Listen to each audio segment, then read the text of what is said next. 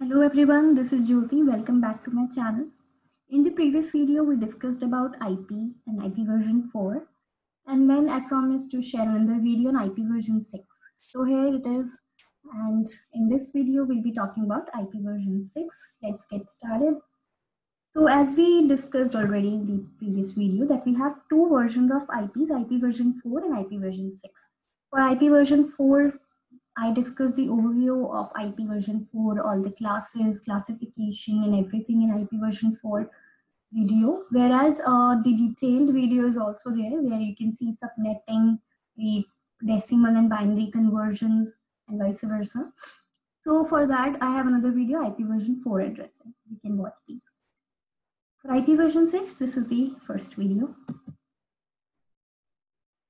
IP version 6 address is 128-bit address. It is represented as a 32 hexadecimal numbers that is arranged in 8 octets of 4 hexadecimal digits separated by a colon. So this is how an IP version 6 address is formatted. So this is the format. This is one example. You can see 2031 colon 0000 colon 000 colon this. So this is how an IP version 6 address looks like. You can see that it is a very long address. So typing in this this IP version 6 address takes a lot of time, and it can be more administrative work for assigning an IP every time. So there are some simplification methods in IP version 6 that you can simplify IP version 6 address into a shorter address by replacing consecutive 0 blocks with a double colon. So it can be here or here in this address, but a double colon can only be used once. Another method is you can eliminate the preceding 0. So like in this block, you can see there is 09C4. 0 can be eliminated. You can just write this block as 9C4. So these are some simplification methods. Then case insensitive for A, B, C, D, E, and F. So as I discussed that IP version 6 is hexadecimal. So obviously the digits used are 0 through 9 and A through F. So A, B, C, D, E, and F, the numbers used as these can be case insensitive. Either you can use capital or small letters. Then leading 0 in any quartet can be omitted. So as I just said that there is this simplification method. Then successive fields of zeros can be represented as a double colon, but only once in an address.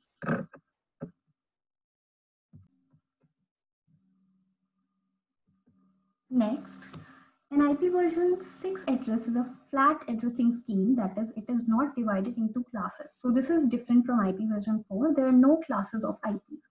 Further, there are some ranges reserved for different purposes like public, private IPs. IP version 6 address has a prefix and a host block. Prefix length is 64, whereas host block is also 64. This is the default scheme. So instead of subnet mask, we use a slash notation here that you can see here with the IP version 6 address /64, which tells that 64 bits is network portion here. Then IP version 6 address types are again 3. Unicast, multicast, and anycast, which is different from IP version 4. In IP version 4, we have 3 address types, or you can say modes of communication, that is unicast, multicast, and broadcast. Whereas in IP version 6, there is unicast, multicast, and anycast. There is no broadcast. And anycast is a new type of communication, which is 1 to the nearest. Then these are some special addresses. So as I said, there is no classes of IPs, but there are some ranges reserved, or you can call them special addresses in IP version 6. If all the blocks are zeros, which is unspecified, this is called unspecified. In a simplified form, you can write it just as a double colon. Then there is a loopback address. There is only one address in IP version 6.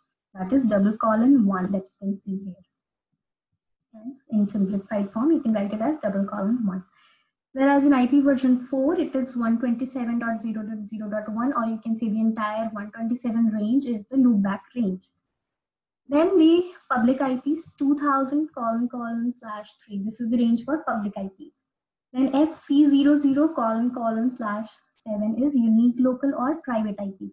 Then later on we had one more range came up, that is FD00, that is also unique local. In IP version 4 for private IPs, the term used is unique local or site local also. Then another type of address is FE80 ::10, which is linked local range, which is used for linked local addresses, which can be assigned along with the IP address, which can be used for testing purpose, and many linked local, which also is used for auto configuration as well.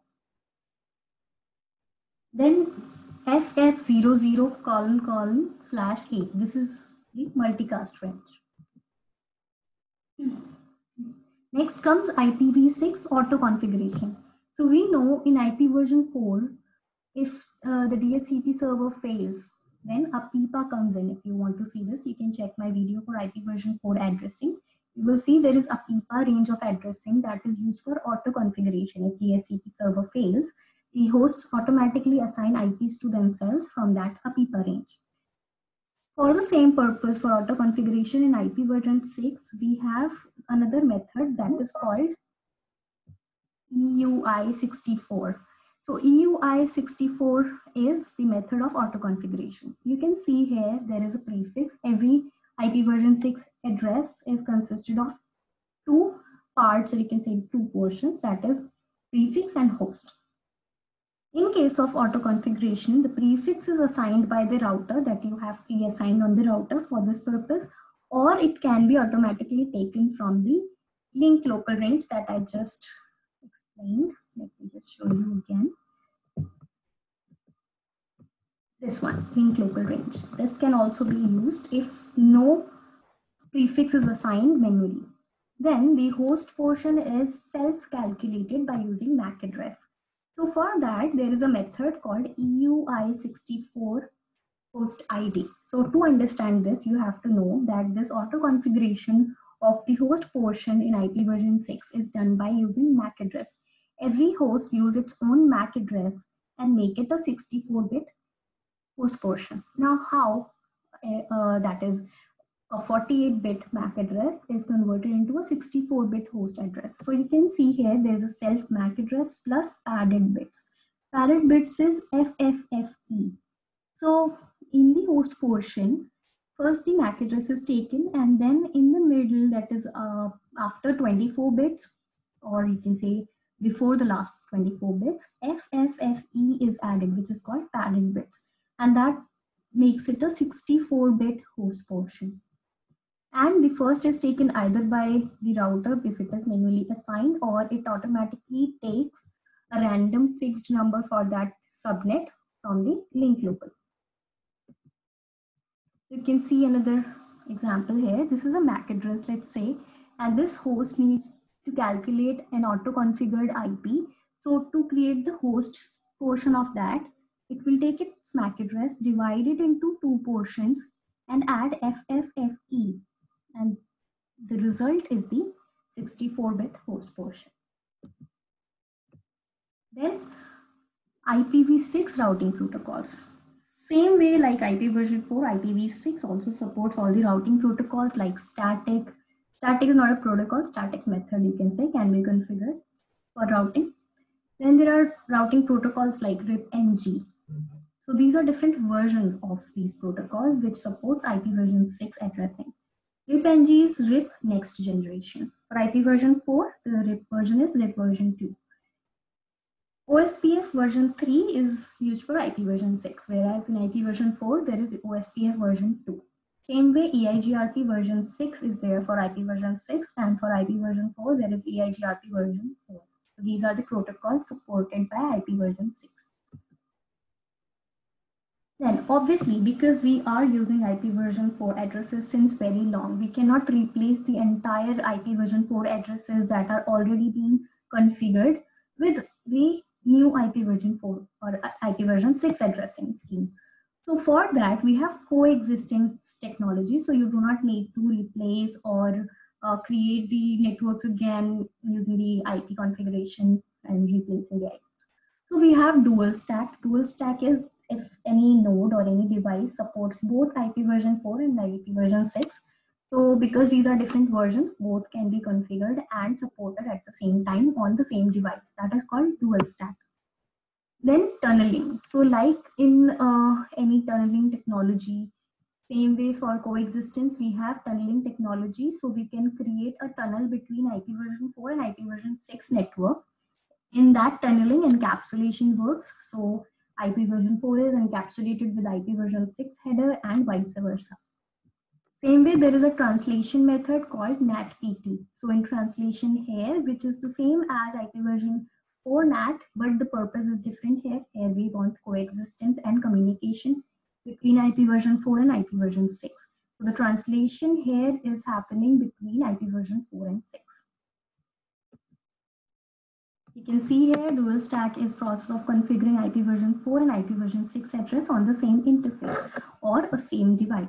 Can be an end device or can be an interface of a router. 6 to 4 tunneling, you can see a tunnel is created. This is a tunnel where encapsulation works. NAT-PT is similar to static NAT in IP version 4. Each IP version 4 address is NATed to an IP version 6 address and vice versa.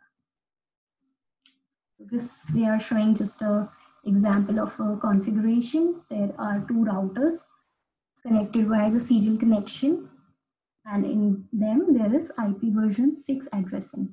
Whereas in the networks belonging to these routers, there is IP version 4 as well as IP version 6. That means dual stack configuration is there. Lastly, an overview and some features of IP version 6. IP version 6 has a large address space that solves the problem of shortage of IP version 4 addresses. Auto configuration is there, plug and play feature, end-to-end without NAT. Mobility and security. In IP version 6, there is an enhanced or inbuilt security, that is IPsec, which is default. Then a simpler header. So as I told you in IP version 4, there is a complex header. In the previous video, we discussed that. But in IP version 6, the header is simpler with much less fields. There is routing efficiency, scalability, no broadcasts for security, no checksums, extension headers are there. Then transition richness, that means we can coexist with IP version 4 and it can be transitioned from IP version 6 to 4 and 4 to 6.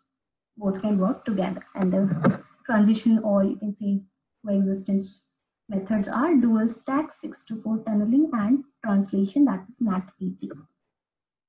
So in this video, we discussed about the IP version 6 addressing. In the previous video, we discussed about IP version 4. If you want to view my previous video for IP version 4, there are two videos. One is IP addressing video, in which an overview of IP version 4 is there with some brief about IP version 6 as well. And there is another video, IP version 4 addressing, which is some depth knowledge, having some calculations also. So that's all. This was the video for IP version 6. I hope you liked it. Thank you for watching.